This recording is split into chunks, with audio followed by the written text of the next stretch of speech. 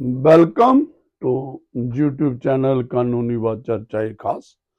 तो लेकिन आज कानून की बात होगी, कानूनी चर्चा होगी और टॉपिक रहेगा हमारा ये जो नेगोशिएबल ऑफ इंस्ट्रूमेंट एक्ट, जो चेक डिसऑनर रिलेटेड लॉ है और कैसे ये चेक डिसऑनर जब होता है, कोई चेक देता है, कोई डेट ओ करता है तो उसके अगेंस्ट चेक इशू होता है, किसी ने किसी कल पैसे देने हैं। तो वेलकम टू यूट्यूब चैनल कानूनी व चर्चा खास। लेकिन आज कानून की बात होगी, कानूनी चर्चा होगी और बड़ा शॉर्ट सा पॉइंट हम आज डिस्कस करेंगे। जो लीगल प्रिपोजिशन हम आज प्रपोज कर रहे हैं, लॉ पॉइंट, लीगल पॉइंट आप कह सकते हो, और वो है related to negotiable instrument act. तो इसमें क्या था, एक इश्यू है, एक बात है, क्या कॉस्ट इंपोज की जा सकती है।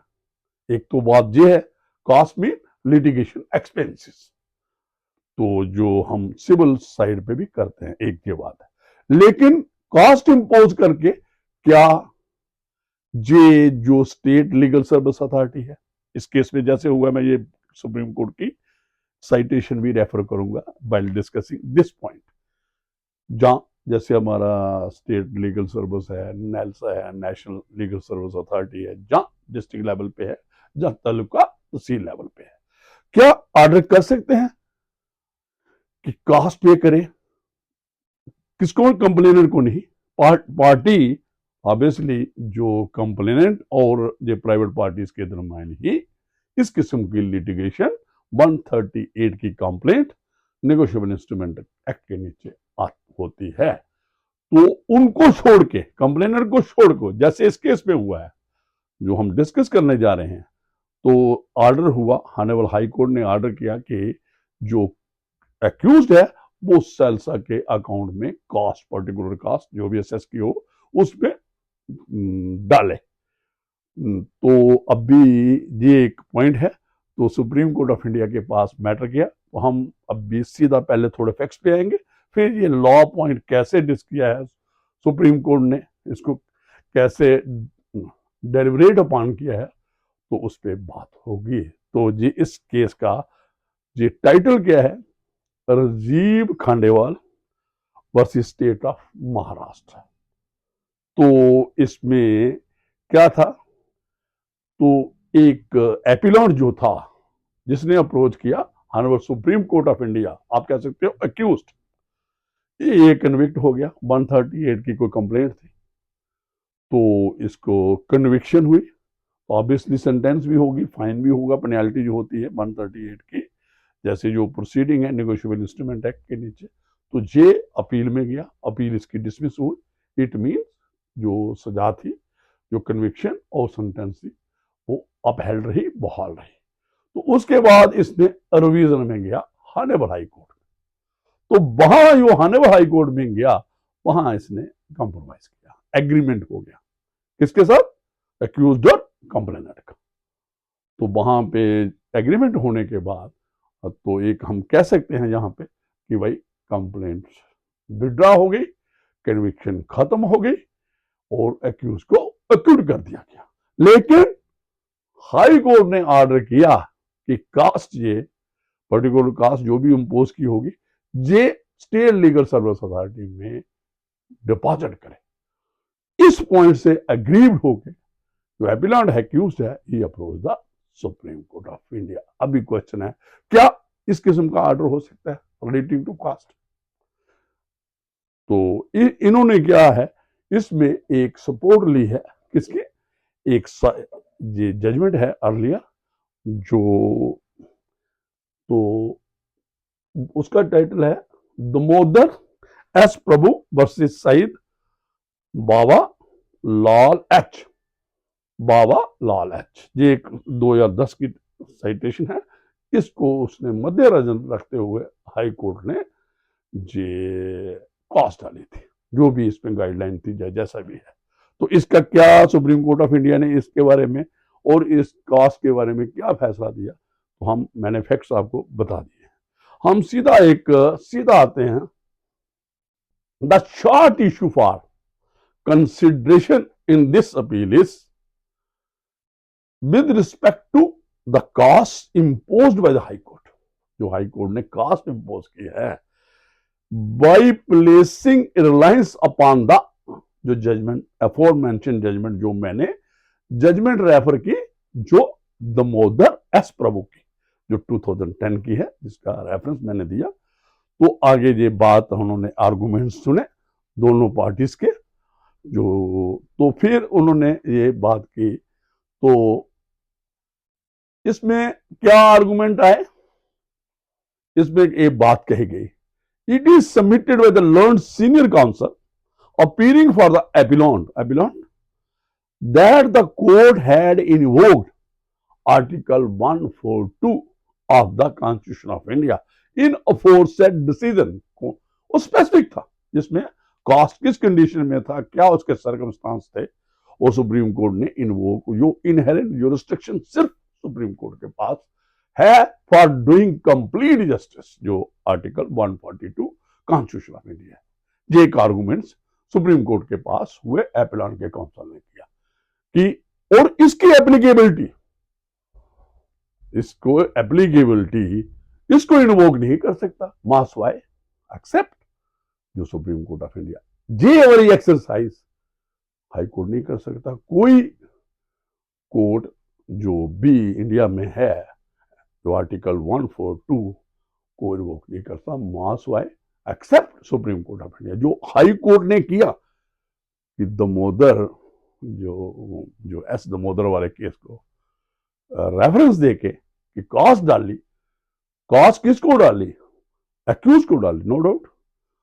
और ये अगर दोनों पार्टी और प्राइवेट डिस्प्यूट था ये सेल्सा में डिपॉजिट करने के लिए कहा कि उसको ये एक पॉइंट था और रेफरेंस दिया इसका आर्टिकल 142 में जो इसकी जो साइटेशन है जो हमने रेफर की इसकी सपोर्ट लेके आगे क्या है, constituting it to be law would discourage the settlement at revisional stage. अगर हम इसको लॉ मान लें, कानून मान लें इस किस्म का कि सेल्सा में कास्ट जमा करवाने के लिए जो ऑर्डर किया है हाई कोर्ट ने जो, तो फिर वो डिस्करेज हो जाएगी। जो आपस में सेटलमेंट होती है, एग्रीमेंट होती है, कंप्रोमाइज होते हैं between private parties. The appellant is not in a position to comply with the order passed. In any case, the direction is not to make payment to the complainant। जो मैंने बार बार कहा, हाँ अगर ये कंप्लेनेंट के हक में होती है उसको कंपनसेट करना होता समाओ। तो the private respondent herein but to the legal service authority. ये जो लीगल सर्विस अथॉरिटी को गया, स्टेट लीगल सर्विस अथॉरिटी को ऑर्डर किया कि एक्यूज्ड डिपॉजिट करे पर्टिकुलर अमाउंट ऑफ कास्ट जो भी कास्ट है इसकी। तो thus when the complainant has no objection, जब उसने एग्रीमेंट कर लिया, कॉम्प्रोमाइज किया तो उसको कोई ऑब्जेक्शन नहीं था। There can not be any mandate of law directing the appellant to pay any further amount as done in this case by way of payment of cost to SELSA, depositing it before in the account of जो वहां के state legal service authority थे। उन्होंने कहा ये exercise नहीं है। We find force जो सबमिशन की थी in the submission made by the learned senior council appear for appellant, जो उन्होंने कहा था कि जो आर्टिकल 142 का भी रेफरेंस दिया और कंप्लेनेंट ये प्राइवेट पार्टियों के में एग्रीमेंट है, सेल्सा में क्यों कास्ट जमा करवाएगा। The learned counsel for the respondent does not have any objection to the appropriate orders being. तो ये भी उन्होंने कहा जो भी सीनियर जो काउंसिल था, ऑब्वियसली ये महाराष्ट्र गवर्नमेंट के अगेंस्ट ये अपील थी, तो उन्होंने भी कहा कि जो जनाब एप्रोप्रिएट ऑर्डर है पास करो, मतलब कंसीडरेड, क्योंकि इस किस्म की जो सबमिशन थी और ये उन्होंने कहा कि जो भी order the lordship wants to pass let it be. तो फिर क्या, the law laid down in the aforementioned judgment can not be regarded as a binding precedent as every case must be considered on its own fact. तो ये जो exercise पहले की है S Damodar वाले केस में प्रभु, वो एक पर्टिकुलर केस में की है, उसके अपने सर्कमस्टांस हो सकते हैं, ये इसको एज ए सभी में एप्लीकेबिलिटी नहीं कर सकते, और खासकर हाई कोर्ट नहीं। In the present case we are inclined to hold that direction imposing cost on the appellant to be paid to the legal service authority, एक और साथ ही पढ़ेंगे, can not be sustainable in law, particularly when the complainant does not want any further payment and the appellant has expressed his inability to comply with the same, which aspect is not in dispute. एपिलॉन नहीं देना चाहता, तभी he has approach the supreme court of India कि ये जो cast वाला और सेल्सा में जमा करवाने वाला ऑर्डर है to deposit it with in the account of SLSA state legal service authority, वो और कंप्लेनेंट ने कभी डिमांड ही नहीं की। उसने एग्रीमेंट जो भी था वो अपने लेवल में रिविजनल, उस रिविजन में किया, तो और तो उन्होंने कहा the appeal is disposed of accordingly.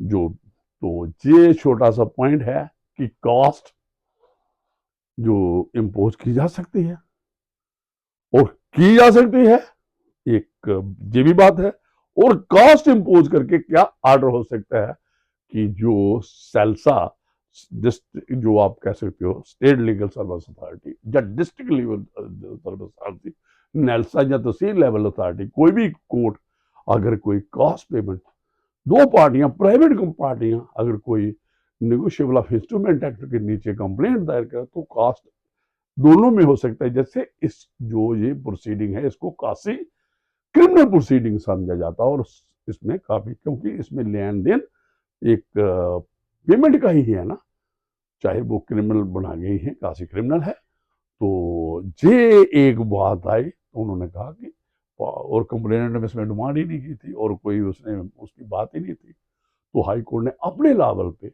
जो ये रिविजनल जो एग्रीमेंट हुआ, जो कॉम्प्रोमाइज हुआ, तो उसको ठीक है एक्सेप्ट कर दिया, क्योंकि कंप्लेनेंट को ने नो ऑब्जेक्शन रिकॉर्ड किया इनका जो कॉम्प्रोमाइज का। तो कॉम्प्रोमाइज में उन्होंने कहा कि हाँ, अगर कंप्लेनेंट डिमांड करता या कोई कंडीशन होती कि कास्ट कंप्लेनेंट लेगा तो अलग बात, लेकिन इस केस में सेल्सा वाला जो आया, जो तो सेल्सा में डिपॉजिट करानी उसके अकाउंट में कराना है स्टेट लीगल सर्विस अथॉरिटी, उन्होंने कहा कि it is not sustainable in eyes of law, और जो केस लॉ रेफर किया उन्होंने कहा कि it is not applicable in the present case, जो दामोदर एस प्रभु वाला था 2010 की जो साइटेशन थी, सुप्रीम कोर्ट के जजमेंट थे।